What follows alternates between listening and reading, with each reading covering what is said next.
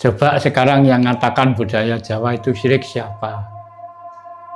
Suruh ngomong dengan saya. Ini loh orangnya. Budaya luar nih Pak. Padahal sekarang anak-anak sekarang minimal S1.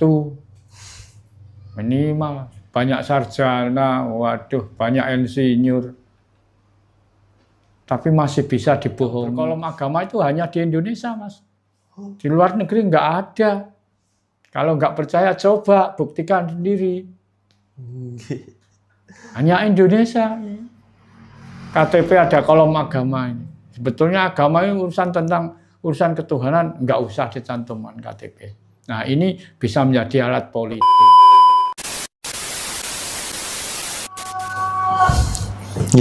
Ini Pak, kebanyakan kan sekarang budaya-budaya Jawa tersingkirkan dengan budaya luar, semacam budaya Arab Pak, misal. Sekarang budaya Arab kan diberi panggung gitu Pak, diberi panggung di mana-mana, sedangkan budaya Jawa itu sekali manggung ada yang disirik-sirikan sama budaya Arab itu. Nah itu loh makanya. Coba sekarang yang mengatakan budaya Jawa itu syirik siapa? Suruh ngomong dengan saya. Ini loh orangnya. Ini orangnya Harjono, orang Tuban ini. Siapa yang bilang budaya Jawa itu syirik? Siapa orangnya? Di mana? Ini temui aku. Ini orang Tuban asli ini. Lah, ini kesalahan. Ya kesalahan orang Jawa sendiri. Penjajah itu nggak ambil pusing, nggak perhitungan. Kan penjajah itu. Arab di sini itu jajah, tapi jajahnya tidak secara fisik, Mas. Moral yang dijajah. Nah, orang Jawa bodoh. Loh, orang Jawa sekarang dikatakan kalau nggak mau pakai cara Arab, besok kamu masuk neraka. Udah takut kok. Karena apa? Karena bodoh. Dia ngomongin gitu sudah takut. Ayo kan ngomongi saya kalau berani orangnya.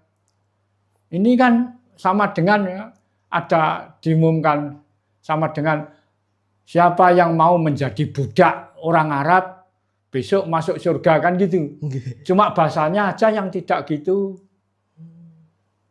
Sekarang ini sama dengan itu. Siapa yang mau menjadi budak orang Arab besok kalau mati masuk surga. Kan sama dengan itu. Makanya walah berebut itu. Semua ingin pakai budaya Arab. Cuma bahasanya saja enggak betul. Sapa sing gelem dadi budake wong Arab besok nek mati munggah swarga. Mok bahasane tok sing ora ngono. Tapi intine ning kono iku Mas, mulane berbondong-bondong. Berbondong-bondong merebut apa itu? Supaya bisa dapat target setor upeti di Arab. Bayar upeti loh. Kita hidup di negeri sendiri kok. Disuruh bayar orang Arab, ngingoni wong Arab. Coba sekarang, setahun berapa T? Setahun itu berapa T? Kekayaan Indonesia yang masuk di Arab. Hitung. Setahun sekali belum yang itu namanya apa itu yang tiap bulan ada itu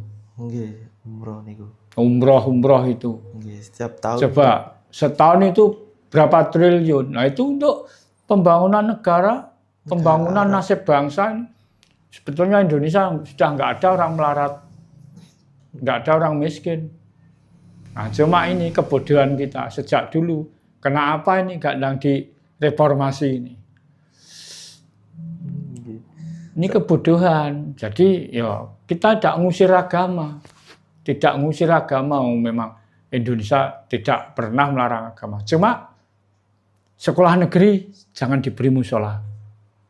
Kalau diberi musola harus diberi gereja, diberi kelenteng dan sebagainya. Loh iya toh? Nggih, Pak. Bener, Pak. Karena agama itu swasta, kelompok.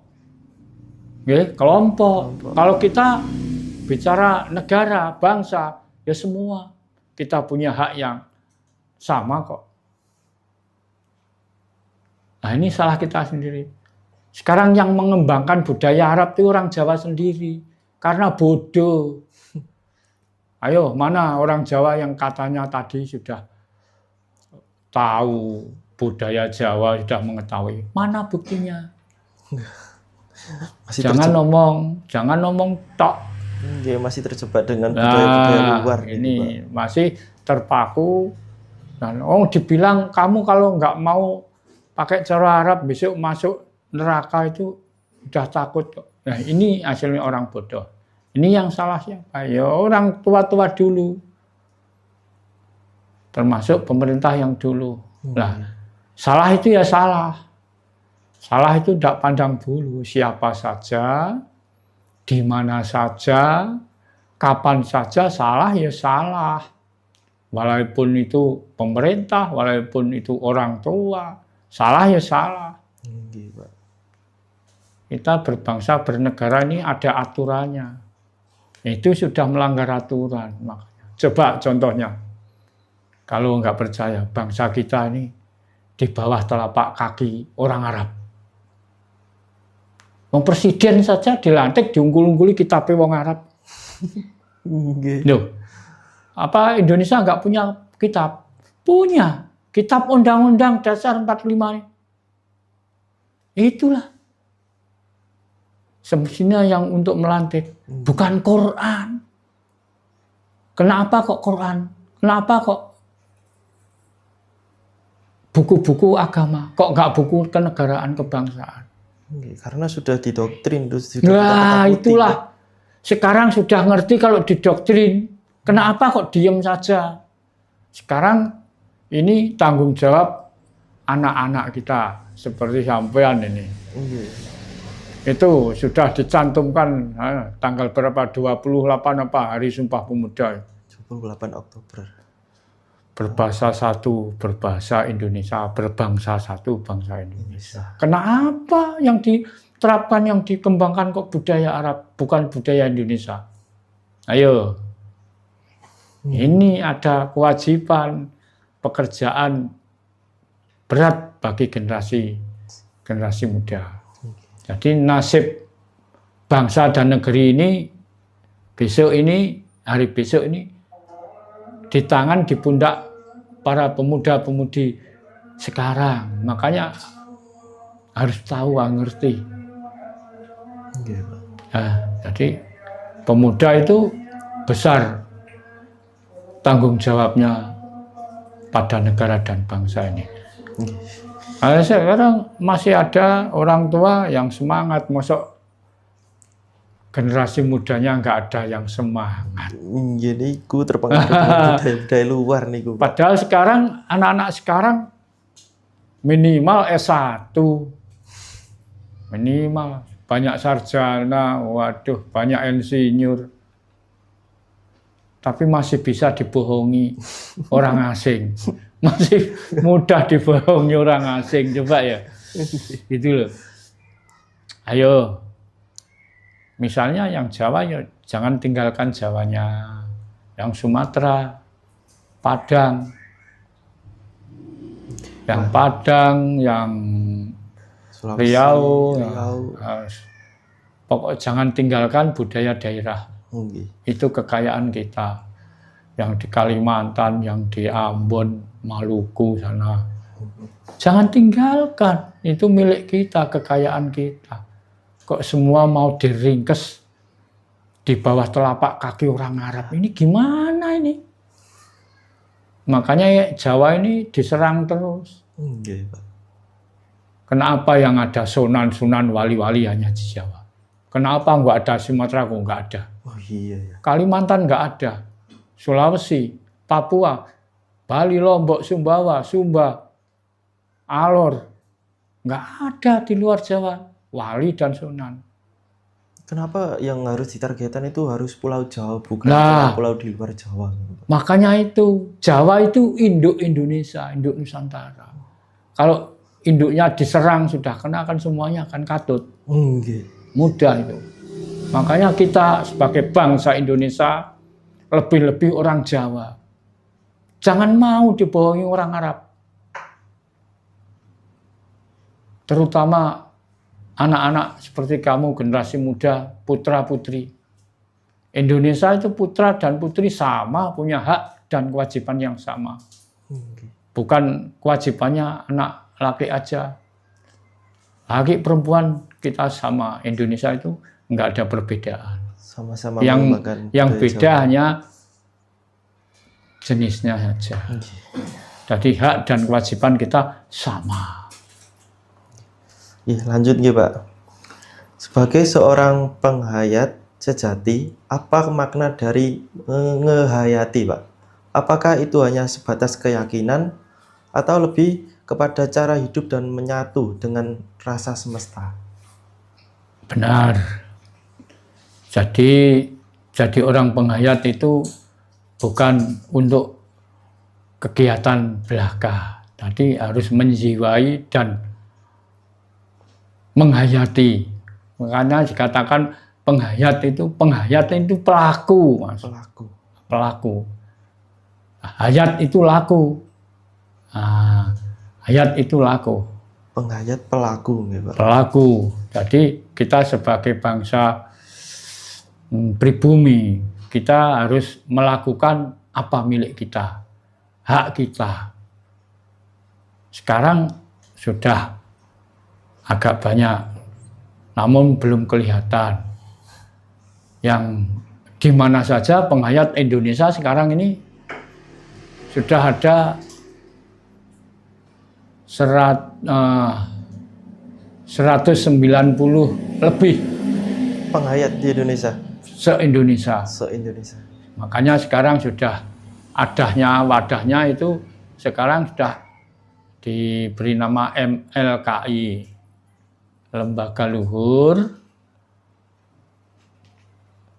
Kepercayaan Indonesia. Itu baru saja berdiri atau sudah lama? Sudah lama ini. Sudah lama nih. Ya. Jadi LMKI kita sudah berlembaga sudah sejak zaman Pak Harto itu namanya zaman Pak Presiden Soekarno namanya baru apa tuh? HPK. Wadahnya zaman Bapak Presiden Soekarno, Presiden pertama HPK. Kenapa sekarang kok ini Pak yang dilirik itu bukan budaya-budaya Jawa sendiri seperti penghayat itu, tapi lebih mementingkan budaya-budaya seperti di luar gitu, misal Arab gitu Pak? Lah itu kan orang yang condong di luar. Orang Jawa ini sekarang sudah banyak yang kembali ke jati diri. Jadi zaman Presiden Soekarno wadahnya namanya HPK. Himpunan Penghayat Kepercayaan. Terus zaman Presiden Soeharto dibesarkan lagi, diganti nama BKUK. Badan Koordinasi Urusan Kepercayaan. Sekarang sudah MLKI. Majelis Luhur Kepercayaan Indonesia. Ini resmi dari kepresidenan. Kalau nggak salah ini mulai zaman SBY. Ya, Presiden SBY sudah ada. Namun pemerintah sampai sekarang ini belum berani ngomong jelas-jelasan seperti di TV sekarang media banyak toh. Itu aja kalau mau mengembalikan jiwa kebangsaan, kepribadian bangsa, ajarannya yaitu pokoknya agama tidak boleh dinegerikan. Ya swasta ya tetap diakui. Jadi nggak ada agama yang negeri. Kalau misalnya agama yang negeri, masa Islam tok. Wong Indonesia itu agama 6. Ada banyak. Ya toh? Coba sekarang contohnya aja. pemerintah belum bisa melayani masyarakat dengan adil. Tentang apa?